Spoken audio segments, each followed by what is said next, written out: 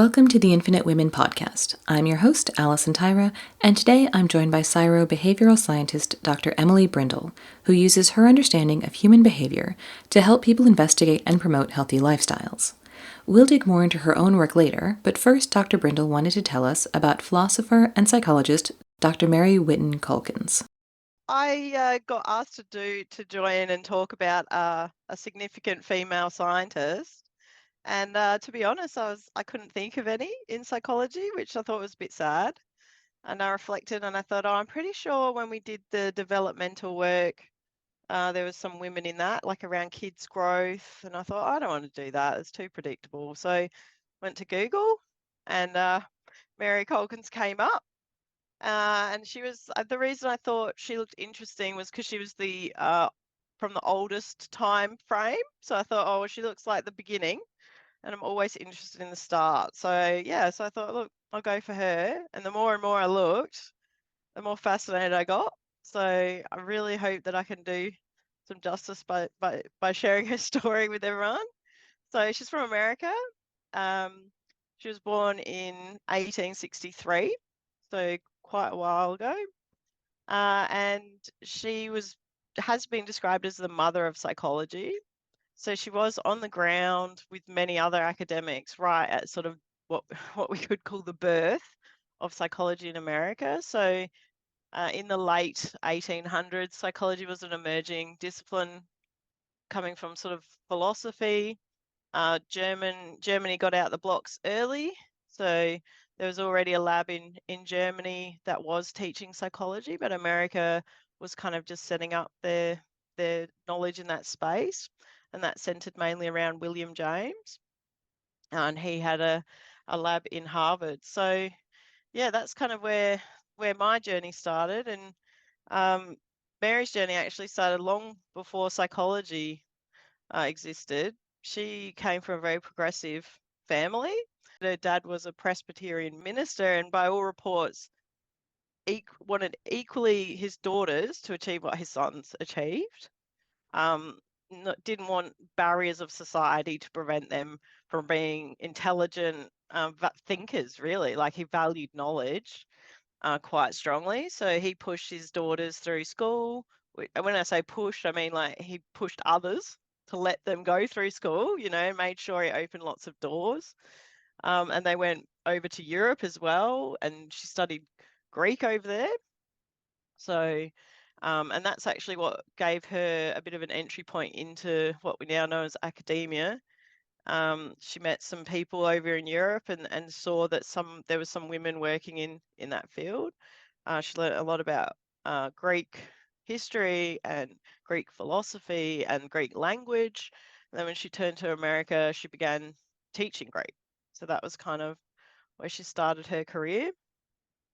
So she was teaching Greek at Wellesley College. And then they sort of said, "Oh, let's do a bit more." And that's when she reached out to William James and sort of started studying him under him in Harvard. Um, but I make it sound a lot easier than it was. They basically, because she was already teaching, they sort of justified her attendance at Harvard as, I guess what we'd now call as professional development. Um, and they said, you're not really allowed on campus because you're a woman. And at that time, Harvard was only men. But you might be able to just sit in and listen, not be part of the course. And that was only after multiple people had rallied around her. So her father and a couple of the professors at Harvard had written and sort of justified her presence because obviously women are very distracting. So she, just the presence was quite dangerous in 1900. The really nice fact is when she got there and she was allowed to sort of watch as because psychology wasn't a thing, right? Like you need to sort of think about it in context. As she sort of got through the semester, she was the only one left. All the guys dropped out. So it was just her and William James, which I think is amazing. So like you look at the relationship that they shared throughout their careers, and there's just such a mutual respect for each other's ideas and growth of ideas, like reciprocal. Like his big book is an introduction to psychology. He's got like 59,000 citations for one edition, right? So this guy is like a big person in psychology, very widely regarded still to this day. I even cited him in one of my undergrad papers, I'm sure. So, he's a big name. And He was just to happy to interrupt just real quick, get for any non-academics, when you say 59,000 citations, that refers to the number of times other people have cited his work in their work. And so a high citation level usually indicates how influential someone is. And so yes, that definitely, that number is definitely. insane. And that's published citations, right? So that doesn't count Emily Brindle's 2000 undergrad paper to get assessed. This is like actual proper other people have written papers that have gone through and been accepted and published. That includes that level. So I mean, to be sad, I think I read an article about your average paper, modern day paper will have like 4 or less citations. Yeah. So 59,000 is like I off mean, the he's got like chart. 100 years or so to get that many. So there wasn't a lot of Yeah, competition at the time. this is where, things get interesting, right? So he's had 100 years, but so has old Mary. And guess what her number one, no, like citations, her number one paper is in numbers. I'm afraid to ask. Mhm. Oh, I'll give you a range. Guess a range. What range do you think it would be? And if you know, like four is like 500. pretty 200. That's her, right? So yeah, and that was on Dream. So that was sort of like her first work that she did with him and another person called Sanford. Um, that she started quantifying her dreams to look at this time and always throughout her career, she's very interested in self and consciousness. So when we think today about psychology, we have lots of domains, right? And we break it into like personality would be one. And we've got cognition, which is where all the brain, memory, thinking sort of stuff fits. And then you've got the sort of more, I guess I'm going to say soft, but I think I would be shot down by Mary if she heard that. But the sort of, I guess, less tangible concepts, where they are more guided by philosophy and inductive thinking, so looking inwards first and deriving ideas from your own experience. So that's the sort of self area. But she actually started in what now we'd call cognition and brain health, which is, today, good luck finding someone that has interests in both cogn cognitive science and self, because we've made, two ends of a spectrum here. We tend to work fairly insular within our domain, whereas she started off looking at dreams in a very quantitative way. Her and her colleague woke themselves up regularly throughout the evening, set an alarm clock. I don't know what alarm clocks looked like in 1900. I was going to look that up. I'm quite curious, actually. And then used candlelight to write down the exact dream they were having as it got interrupted.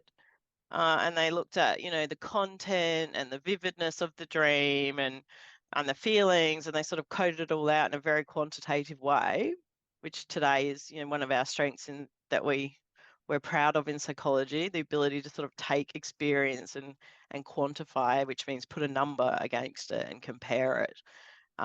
So she did that, and her paper on that is just it's hilarious. Like I love it. It's like I wish in some ways we could write papers like that. Back then, in like the early 1900s, it's very much a personal narrative of your process. So it was like, at the moment, like in psychology, it's very cold, very formulaic. So, we don't write I, never allowed to put yourself in there.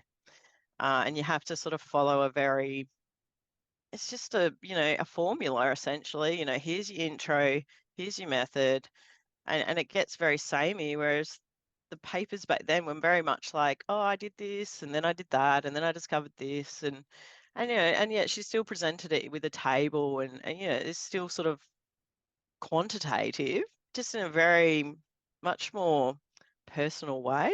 And to the point, my favorite part of the paper is and the language is just so much fancier sounding as well. I find when I read things from the 1900s, she describes her pencil breaking. So she's got these two or three sentences, and it's basically about the challenges with the method of recalling dreams, right? So it's pretty hard to recall dreams, which is why they interrupted their sleep cycle. But then to sort of have the cognitive function, like the awareness, to be able to write down what you've just dreamed about, you kind of have to wake up. And she was saying, once you've waked up, sometimes, or woken up, sometimes those dreams are gone. And so they were trying to do it like immediately. And she describes this instance where she woke up in the morning feeling like she'd done her diligent, research job, writing down her dream, happy, went to sleep happy, and then found out her pencil had no tip on it. Oh And she just no. scribbled nothingness. And this thing that she thought was so great at the time, there was actually nothing. And I just thought, oh my gosh, that is just such a cool little anecdote, and it's just like that sort of idiosyncrasy is just not in modern research, like it's like, don't waste my publication space with your story, people are like, what's the relevance of this? But for me, I was like, that's just really cool. It's just a cool little, and it was quite humorous, I thought. Like, I don't know if anyone else thinks it's funny. But yeah, so she started out in memory, sorry, in dreams, and then and that was kind of just something she did, I guess, what we'd sort of call undergrad now. When she was learning initially under James, and then she sort of started to undertake a more structured program that would sort of form more of a PhD. And that work was around memory and what we now call paired association. So she was very interested in memory, and again, that's very, very heavily in the area of cognition, and how people store information, how people recall information, how people forget information. And her method that she used was actually quite groundbreaking at that time. So basically, she made experiments to test different ideas, which is the core of all science. And the way that she did it around memory was quite groundbreaking in that day. Her primary observation, like if you go to the internet, you'll be told that was one of her greatest contributions to the field. She came out with a paired associates method, and the primary finding of that was the more you see things, the more likely you are to remember it. Yeah, science isn't always exciting. But she also did find that if you pair certain things with other things, you do have improved recall. So it's pretty common knowledge now. But like if you put vivid color with a number and then you show the vivid color, people are more likely to recall that number. So, it's pretty early to be sort of making these observations. And one of the things that you don't immediately find around this method was she also started noticing a lot of other sort of things about memory, such as what we now know as primacy effect. So, I guess I should probably tell you what a memory task is like, because not everyone might have had the joy of undertaking them, especially if they haven't done undergrad psych. But I guess most memory tasks are like, here's a list of things. Can you recall it, right? I guess that would be your basic short-term memory test. Then then it gets fun from there. So there might be a delay. So they might show you a list, then get you to go off and do something else for half an hour and then come back and then ask you the same. Sometimes those lists are words, sometimes they're numbers, sometimes they're objects, like they'll vary what it is. And then there's also really fun things where they sort of challenge your attention and memory at the same time. So, like the Stroop test is a classic, which some people would be familiar with. You start saying words that are color words, but in the wrong color, and you start really messing with the way people are like storing information. So that's kind of where we've got to with a lot of these tests, and I've done them with participants, and I've done them myself so many times. But she was kind of there thinking about it, making these methods, which is pretty cool. And in regard to the primacy effect, everyone that's done undergrad psych would know what that is. It's like one of the go-to things in the area of memory, and it's essentially you always remember the first thing. So you get this list of like 40 things. You tend to always remember the first thing and the last thing, and the middle is always a bit vague and lost. So And the last yeah, thing, that's recency effect. It's primacy and yeah, recency, right? yeah, I that's it. did They're the take one two. psych class. Yeah, that's it. See, everyone knows that. And there's actually one person who took Mary's results and kind of modernized them and represented them in a paper in like 93 or something. He said he reckons she's the first person to use the term primacy. So, she had great ideas, and she was doing some pretty cutting edge stuff. And I think to the point where William James then added a footnote to his very famous Introduction to Psych book that cited her work. So, she was like changing his thinking as well, which I think that's regardless of anything else, like for you to have your mentor cite your own work, it's a pretty big buzz. I think in any field, right? Like it's kind of that moment that you really want. So yeah, she did that, and then ultimately Harvard denied her PhD, which wasn't uncommon, unfortunately. Wasn't a different experience of many other people at that time.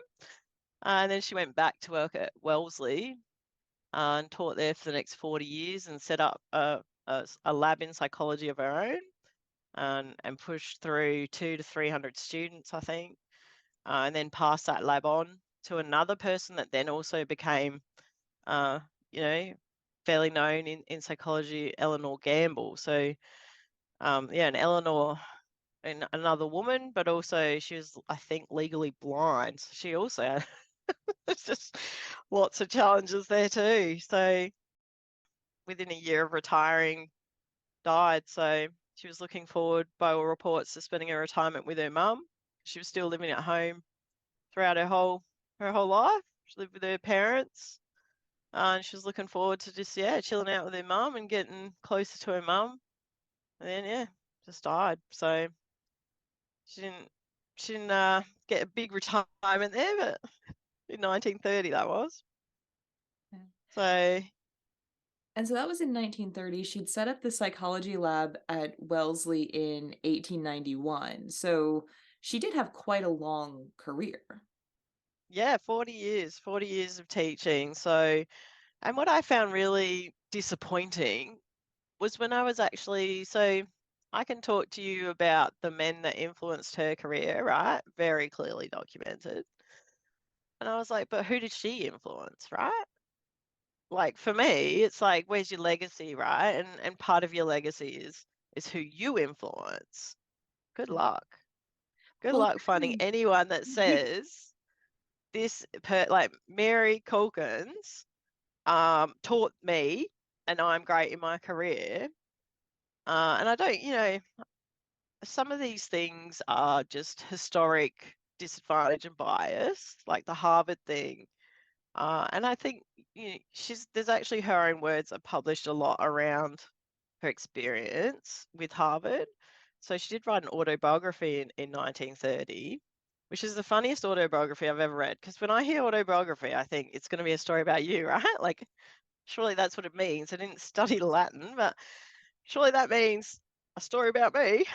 She basically just spends the first half of it talking about her career, and then the second half as a pitch for why the self is so important in psychology, which I think is hilarious because it just shows you like how passionate she was about, you know, the place she'd arrived at after all this experience and all these papers and thinking and teaching. She was still pushing very clearly that we should be thinking of the self as the foundation of all psychology. We need to really, because at that time, like as you move sort of into the 30s and particularly in the 50s, in psychology, the behaviorists were coming in.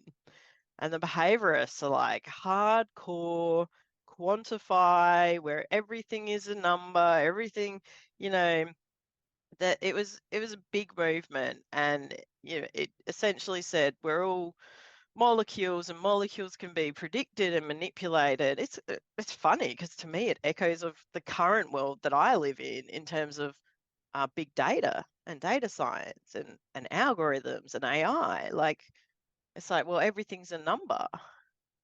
We're going to be able to quantify what a thought looks like in the human brain. So what relevance is your thoughts? In psychology, where's the relevance of psychology if we're going to be able to map thoughts and tell you what you're thinking? So I do see, parallels between that kind of 1930s behaviorism coming in and threatening the philosophy side of psychology.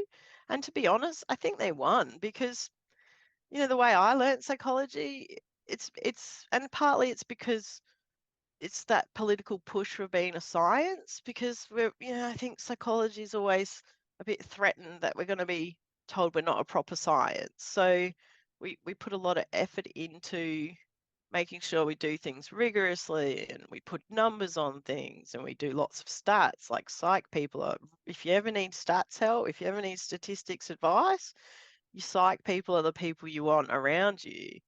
But I feel like that kind of came at the cost of some of the more deep philosophical questions. And I think, Mary sort of held both of those equally, whereas I didn't even learn philosophy in undergrad. I did not. Like, I know nothing about, I have a doctor of philosophy, right? But I couldn't tell you much about the isms at all.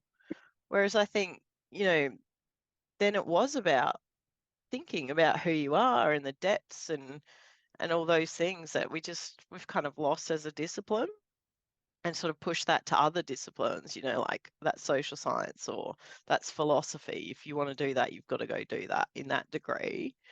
Whereas, yeah, psychology is more about the quantifying, and we have theory. Like, don't get me wrong, there is thinking, but I guess it's deductive, right? Like, I think if you think about, lots of people talk to you about reasoning, and so that's like the way you think about things. So, you can have inductive or deductive reasoning, and deductive is, for me, like easier. You observe events and you go, okay, well, I saw this. If I do this, and like, if I make this button red, someone pushes it more. If I make it green, right? Like, you can really quantify it to its simplest behavioral level.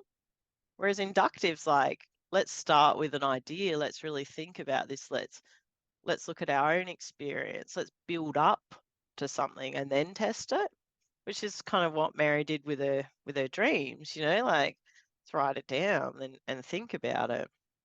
Also with her dreams, when people think about dreams, most people go straight to Freud, who came along a bit later, which, not the biggest fan of psychoanalysis. I think it's really different.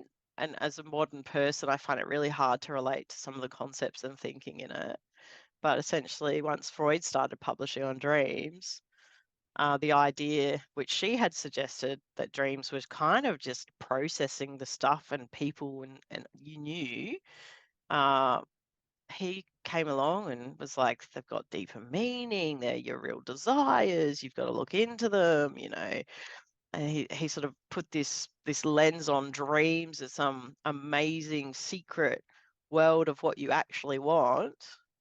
That lasted for 50 years or so, and it wasn't there's like, I read a paper published in 2012, and essentially they said, you know what, Mary Calkins was probably right. Over 100 years ago, when she said her, dreams are just basically sort of a bit of junk processing people and places out of order in your brain.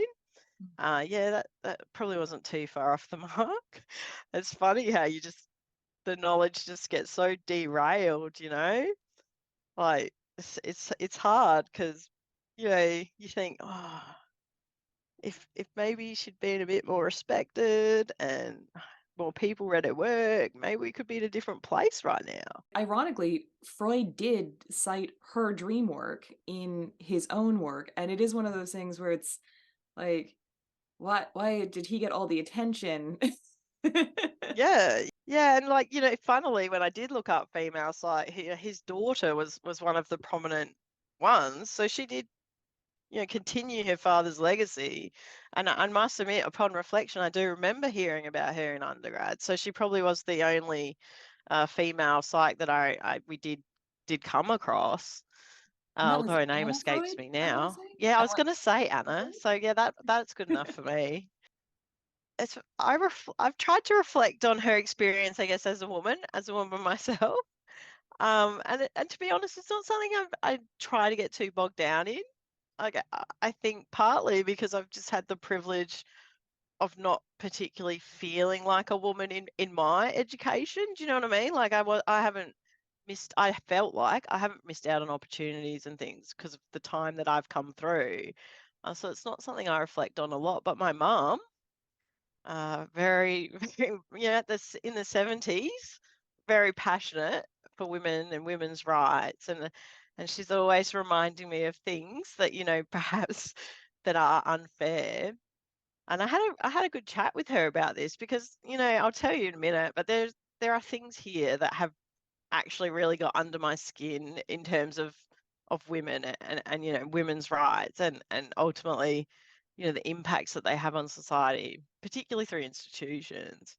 But my mum was like, in the 70s we were fighting for women to be equal, and my mum had to quit the education. Well, she didn't have to. She was very heavily suggested to quit the education department to have kids because you're not coming back. And this was in the 80s, when it's not the 60s. You're not coming back. And she did go back, but she went back with like way inferior superannuation package because dad stuck it out and he's on the old pension. So having kids cost her a huge career gap, obviously, but then also like her pension essentially because she was told don't do this. So she did experience that sort of institutional disadvantage for her gender. So, but she sort of says, she looks at me now. Obviously, I've done not too bad. I've got a PhD. I'm working full time for a national government agency, but I'm trying to raise kids at the same time. And she's like, it's great that you can do all these things, but now you've got to do everything. And the whole idea of what we pushed for when we were pushing for all these women's rights wasn't just for women to get paid the same. It was for to share roles and share responsibilities. Not this world where, okay, well you work, but you've got to work the same style as a man. And then you've also got to be a mum in your spare time. She was like, the dream was to have men having more parental responsibilities. So she feels like, I guess, when I talked to her about this, she said it's like, women have the access, but ultimately everything's the same, like the way society is and what we value and what a successful career looks like. It's all the same. And when I look at Mary Calkins, who reflected upon, her experience, she's like, she's just got such a good vibe on it because she basically, and there's quotes out there that you can find to get her actual wording, but she basically says, she's got regret for the actions of the corporation with a capital C. So, like basically institutions that have disadvantaged her. But at the end of the day, she was just happy to learn.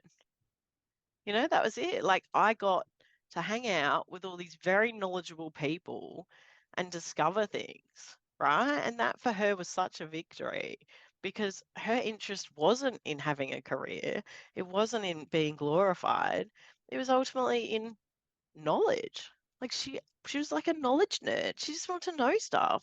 She wanted to contribute. She wanted to move knowledge forward. And partly that was a passion given to her from her dad, from all reports. And I mean, his actions also suggest that.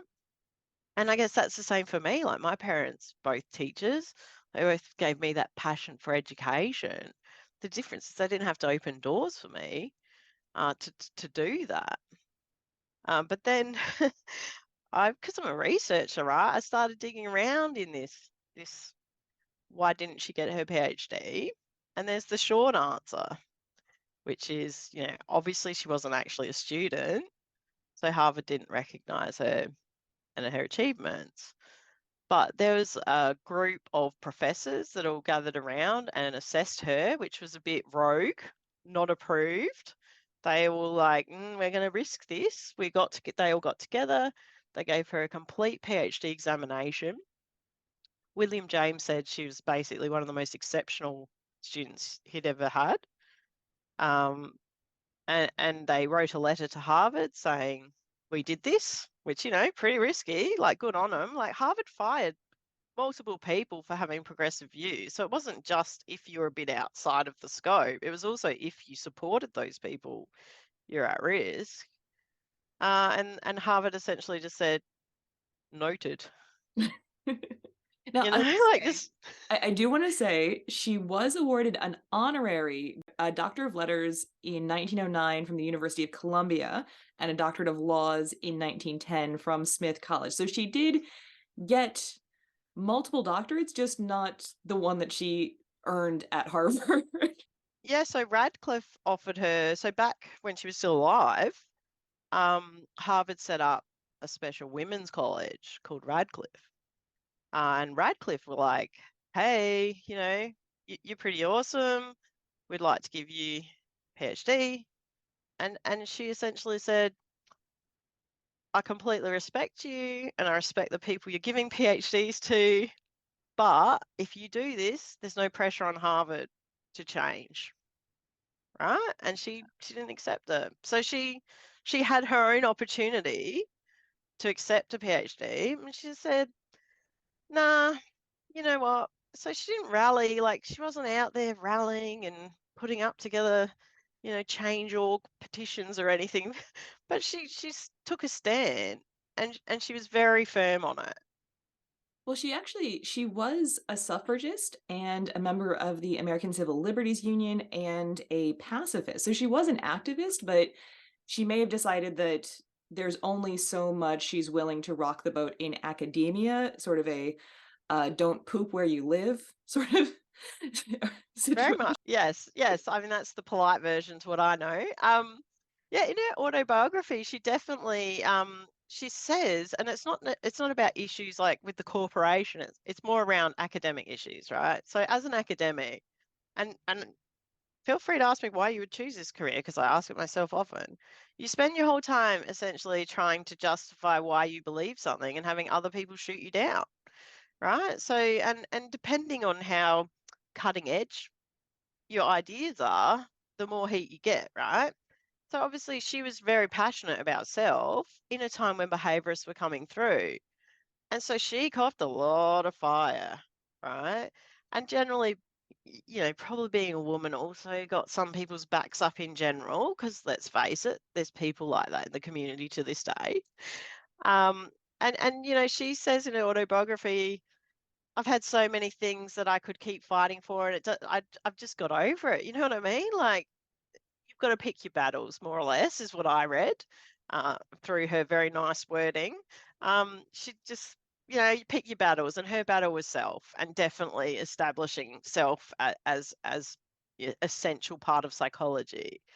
And that's kind of so she did get to be the This is the other funny thing, right? So you can't have a PhD, but in 1905, she's the president of the American Psychological Association.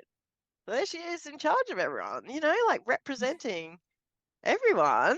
And she did use that forum to really push her self ideas around. And I think she was voted like number 12 most influential psychologist, maybe in America. I don't know. I think there was some other layer of at that time by her peers. So not by like a Google poll, because times were different back then, by actual people that knew what she did. It wasn't a popularity contest. Yeah. So, she was very well respected. So that was in 1903. 10 American psychologists were asked to rank their colleagues in order of merit. And yes, she ranked 12th. And that was 2 years before she became the first woman president of the American Psychological Association. And incidentally, she was also the first woman to be president of the American Philosophical Association in 1918. And to me, it's like not only are you the president of an association, which is an achievement, but you got two, and they're two like completely different disciplines from what we have these days. Like she wasn't afraid to do a bit of everything because I think ultimately she backed her knowledge. So despite the many challenges that and, and there's a story online about her trying to get into the dining hall with her male colleagues at Harvard. And oh man, somebody's boat got rocked big that day. Like they couldn't figure out how to get her to have lunch with them. It's pretty sad that the challenges. And it was like, well, you're not allowed in here because you're a woman. And they're like, oh, we'll go to the women's hall then. And they're like, well, you couldn't have that many men in the women's hall because who knows what might happen. Yeah, it's just such a small thing. And you just think that's the one that's online, right? So how much other things were there? But I guess she just was focused on the prize. She had her eye on the prize. And ultimately the prize was actually having an impact and getting her ideas and her thoughts out there. And sadly, in terms of undergrad, we're not being taught her ideas. Self-psychology is not really a big thing. Like I don't remember a unit on it. I guess it's kind of morphed a bit into personality as well. Um, Personality is much more around the description of different types of people to me, whereas self is more about the relationship that you have inside of you with whatever it is that you are. So, I mean, the father of personality, and I use that term loosely because now who knows what could be behind that. Gordon Allport, this was the bit that I guess made me most upset about her legacy. He wrote a book in 1937, which was his foundational piece about personality, highly cited. In the first edition, he gives lots of acknowledgement to her and her ideas around self. So lots of footnotes and citations, Mary Calkins and her work. By the third edition, she's wiped out of it. There's nothing, and I'm like, what happened there? Do you know what I mean? Like maybe just thought like he found better references. Like I guess depending on what lens you want to apply to it, you could make a case either side, right? But yeah, I mean, yeah, it's pretty sad. So she was there and same with Freud, right? Like she's there influencing the thinking of these people, but then it's either forgotten or just completely overwhelmed by what those people went on to get recognized. And so look, I did some investigating with Harvard and I was like, went to their website and they've got a write-up about how fantastic Mary Calkins is. I thought, oh, that's cool. And in their write-up, they have a citation of a person called Karen Boatwright, and she's written a whole case for why Mary Calkins should be awarded a posthumous PhD, right? She's from Kalamazoo, I think, which I just wanted to say. It's America, got some cool places. Yeah, so she's written this whole thing, and they cite it on their website. And I thought that's really weird. Like, why have they cited evidence how good this woman is and a request to give her a PhD? Surely they've given her a PhD. You couldn't be that arrogant, right? Or they Couldn't just said, cite noted. Wow, history does not change at great speed over there. So I contacted the head of the psych department at Harvard because, I just don't care. I was just like, hi, I'm in Australia. Um, and I was like, is it true? Like, surely you guys gave her a PhD. And he wrote back to me and said, no, no, we keep trying, but Harvard won't do it. And I was like, my gosh, like, and I'm a scientist, right? So I try not to filter too much through my personal lens. And I'm like, well, either they've got a real problem with her or there's like something else going on. And I said, well, why not? And essentially now Harvard's sort of come down and said, we will not award any PhDs posthumously. right? I guess it's a bit of a thread that they don't want to pull at because it's not just women. Like, this is what happened. I pulled at the thread, and this is where things started to go a bit funky for me. It was gay men. It was like anyone of African descent that managed to get through uni sure did not get recognised with their study. So there's lots of people that were never recognised with their PhD. And the first feed. So this boat ride, they sort of did a project to really rally against Harvard and say, come on, give this woman her PhD, just recognise her. What have you got to lose? And that sort of happened in the 2000s. And the first response they got was actually, well, we don't have any evidence she completed the requirements of the degree.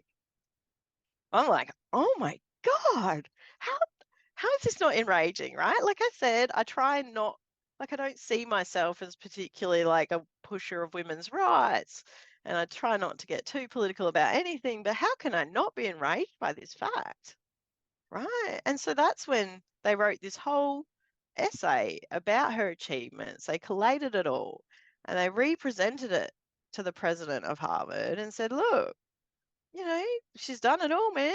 There's the papers, there's the examination record. The only thing she didn't do was spend 2 years living on campus because she was sure wasn't allowed to sleep near a man, like, oh, God, we can't even eat dinner together. Imagine if we had shared, like, our rooms were within like 2 blocks of each other. So, she couldn't meet that requirement. And that was the only bit she didn't reach. And they never heard back from Harvard at all once they sort of put together this thing. But then Harvard's gone and cited this case for how great Mary Calkins was. And I'm like, it just blows my mind. Like, it really does. I'm just like, women aside, like, let's not make this a women's issue. Let's just make this like generally like recognition of people Yeah. issue. Oh my God, how can you not? And then, at the same time, how many honorary degrees are awarded every year? Do you know, like, Tom Hanks has a Harvard degree? So, like, it's like, I don't know, it's just so inconsistent for me. I just like, it really makes me feel upset because there's a press release in the Harvard newspaper because they cop a lot of flack for this. Like, it's not news that, lots of people have been pushing. So Mary Calkins herself has had multiple campaigns where people have rallied around her, ranging from, I think there was one in like 1930 to one in 2018, right? So there's been lots of efforts, lots of different people that have tried time and time again and just got told no. But there's also been groups. So there was some gay men that got kicked out of Harvard, and there's been the same efforts, around this group. And in this newspaper article about that group, Harvard basically say, well, it's just history. You just learn from it and go forward. You can't change what's happened. You just got to learn and go forward. And that's kind of now, I guess, their official position on posthumous degrees. Like, obviously, I didn't ask anyone at Harvard what their official position is, but that article was published in 2010 and they still haven't recognized it. So, I think it's just a flat no for her and many, many others. I don't think in my lifetime I'm going to see them change their process. But I was a bit triggered by it, so I did dig a bit further because I was reflecting, well, we do need to learn from history. We can't change history. And yeah, she doesn't have any direct relatives. So there's no one person that's going to benefit. Like, obviously, it benefits the community to see that people who have achieved get recognized for achievements. There's no sort of individual person that needs that to happen. But we do need to learn as a society, right? Totally on board. So, again, being a researcher, I went to the Department of Psych. I counted up the number of professors that were men and women. And I thought, wow, I wonder what the proportion is here. Like, I dug because I just can't help myself. Like, it's my natural instinct. 40% women professors in the psych department. And I thought, oh, yeah, doesn't seem too bad. But what can I compare this to? So I went to Wellesley College, where Mary Calkins had set up her lab, I thought, well, there's a good comparison. They were at the forefront of including women in research and idea generation. 70% women who are professors in the psych department there, right? But I do think Eh, Wellesley is an all-female college even to this day. yeah, so they've still got men teaching, right? So they've got 70% women as professors. And I thought, but how do I need something better than this? Like, so then I went to the people, the American Psychological Association, and I was like, okay, well, how many women versus men graduated from a doctorate in 2005, assuming that you need 15 years or so to kind of get up the ranks? 70%. I was like, are you kidding me? How could that possibly be? 70% is exactly what is represented in the teaching department, and then Harvard's 40%. So I'm like, have we learned, right? Like, as an institution, you know, we're a government agency and we're very focused on our metrics and making sure we've got like diversity represented across multiple domains, and we're always checking our numbers. And, it's a fine line because your critics will be like, well, you can't just put somebody in a role because of some feature of who they are. But ultimately, if you've got 70% of people coming out of a degree who are equally qualified that happen to be women, when you look at your metrics of like how diverse your organization is, surely that's your bar, right? Like, surely that. So, if you wanted it to be more diverse, you might only have, you know, you might have 70% women, you might have maybe less women in some ways, because if women are the dominant thing to be more diverse, you might have to include men. But we're in the opposite world. We're completely opposite to that. It's just it blows my mind. So I just like it didn't fill me with hope, I guess. Like here I am. I'm like 125 years in the future. Yeah, I've got a PhD, but how far have we come here? Mm. Like I don't know. I don't want to go too crazy. I don't want to go too deep. I can't help it.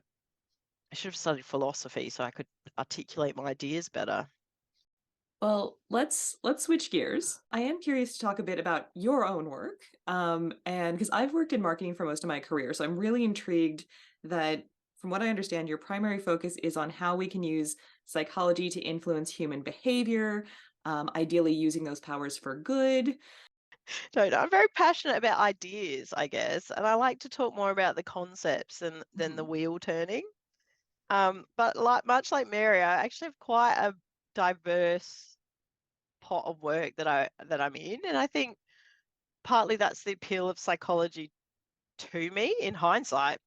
When I was like 17 and starting uni, I don't think I could have told you why I picked psychology. But in hindsight, I think it's very yeah, it's got lots going on. You can work, like I said, you can work in memory. You can look, and I've done that. So I've done trials with kids looking at how different breakfast impacts their memory. Um, you can look at personality. I've done that. I've tried to make my own little tool to quantify different diet types. So, when you start a diet, what do you like? What diet type do you fit?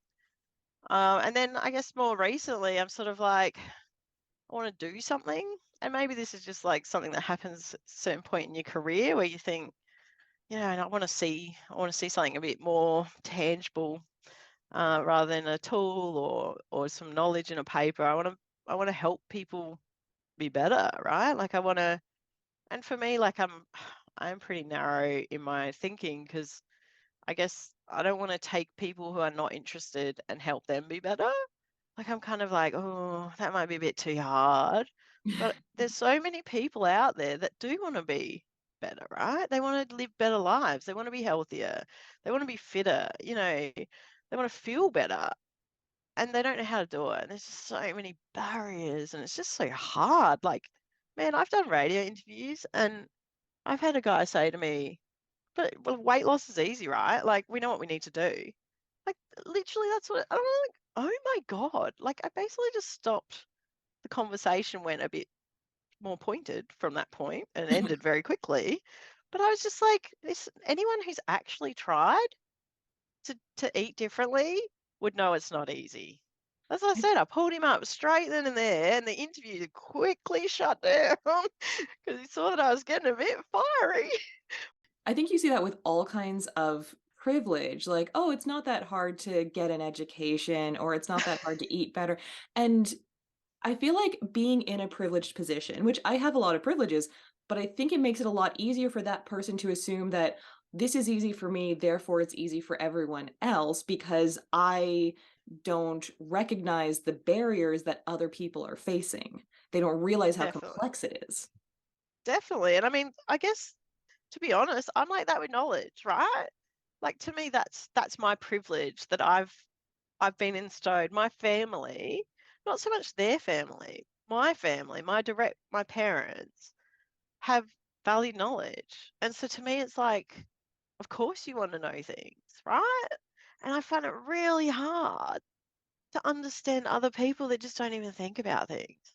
I'm like, partly it's envy as well, because I'm like, oh, things would be a lot easier if I thought a lot less sometimes. But, just like, how do you not want to know more about these things? And that's like my privilege lens that I see. And, I think as you get further in your career, you get more disconnected from those people and you just surround yourself with all these other PhDs, and you just get in this little bubble of like all these people that use fancy words and fancy concepts and like shooting each other down. Like there's a lot of ego out there too, and you just get used to it and you lose sight of why you're doing it. And so that for me is I guess how I see privilege in my own world. And I mean my husband definitely comes from a different world than me. And often I like have him to kind of remind me, like, well, there are different places in the world. And I guess, being a woman, as much as I don't want to admit it, as I've progressed through my life, and particularly when I got a husband, because like I'd always kind of just been single and never really saw myself as a woman trying to do woman things. I was just Emily trying to do Emily things. Then I get a husband, and then I could see really firsthand how his experience was different to my experience. I'd never really had to face that as an individual because I never really filtered through that lens because my parents, like I said, my mum, she went through the feminist, they didn't give me Barbies. They were very careful to make sure that I had a very sort of like, whatever you want to do, we're not going to force you down one path or the other. My sister loves makeup and clothes. I like Lego, right? Like I was allowed to be who I wanted to be. And so I didn't ever really have this hang up about that. Then I get this guy that's hanging around me all the time. And I'm seeing the way he talks to people. I'm seeing the way people talk to him. Like and then he sees that too. Like it wasn't just me, because he was similar to me. And he's like, oh my God, really? That person just said that to you? Because he really respects me and what I've achieved. Because, he didn't come from a family that valued education and he fought through and eventually got an associate degree. Yeah, but it took a lot of work for him. He was working full time and, like he worked so much harder to get a lower level of degree than I worked to get my PhD. So I respect him heaps for that. But he respects where I got to too. And so, he can't believe the way sometimes people talk to me in the community because, I mean, I look pretty young, firstly, and I'm pretty cash. And so people just assume, then you have kids. Oh my God, you layer, you just go down a layer. You walk around the street with a 4-year-old and a 5-year-old hanging off at you, tugging at various body parts that shouldn't be touched in public. And you go down. You go down a layer. People assume you know nothing. You get talked to in a very specific way. And because I work, we have flexible work arrangements and I am fractional, I'm out and about on a Wednesday morning with like my daughter who's not quite at reception yet. So, people like just assume, oh, you're just a stay-at-home mum, you know nothing about the world. I'm like, no, you know what? Actually, I'm fairly well respected, I have international people talking to me about my ideas, like I don't actually need you to care about me because I'm pretty got a pretty healthy ego. But at the same time, it's not nice to be to sort of just go about your life and be treated that way. And yeah, my husband, like, we had someone come out. I had my own house. He had his own house. We had someone come out and quote for a veranda at my house. And it was just me. And the guy rocks up and he's like trying to talk me through these complicated concepts of, putting up some posts and a roof because, whew, might be a bit much for me. And then Brody rocked up, like my husband, and he immediately just turned to him and continued the whole conversation with him. And I was like dead to him from that point on. And I was just like, this isn't his house. Like, you just lost a customer, mate. And I rang up his like employer and I was like, you're really gonna work for that because you lost the customer purely because that guy was just so rude to me as a human being. Not even just as a woman, just as a human being, mate. Treat me like with some respect here. So yeah, and the other thing that I think is funny is that I ride motorbikes. People come to our house, they see my motorbikes, right? And my husband actually had a stroke, and his right side of his body doesn't work. So every time he meets someone, they go to shake his hand, especially men, and he can't get his hand out because it doesn't work well. So straight off, every guy that he meets knows that he's disabled, and yet they go out the back and they go, "Oh, hey, your motorbikes, mate?"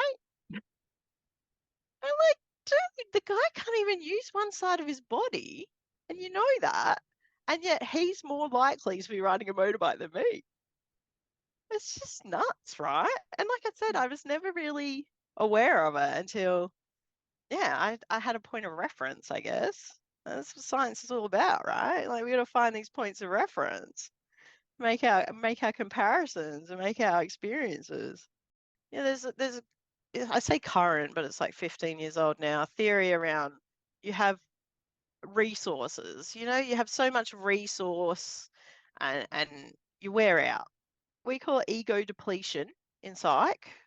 In the 80s, I thought it was called willpower, but it's essentially the idea that cognitively and mentally, you can only take so much on.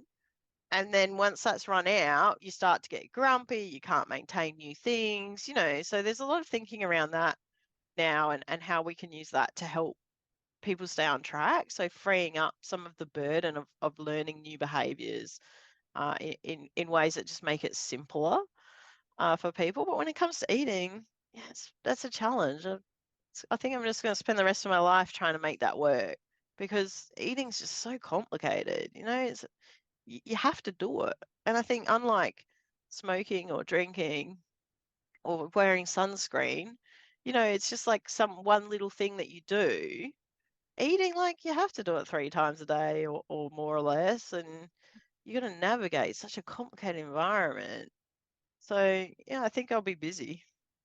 Yeah, and there's so many factors when you're looking at, like, what all you're putting into your body, because it might be, "Oh, your iron is low, so you should eat more red meat. Oh, but your cholesterol is high, so you shouldn't eat any red meat." Like, pick one!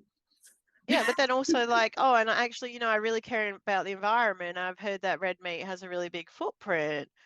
Is that true? Do you know what I mean? Like, but then, red meat's not so bad if you eat the right quantity. Like, it's just like impossible.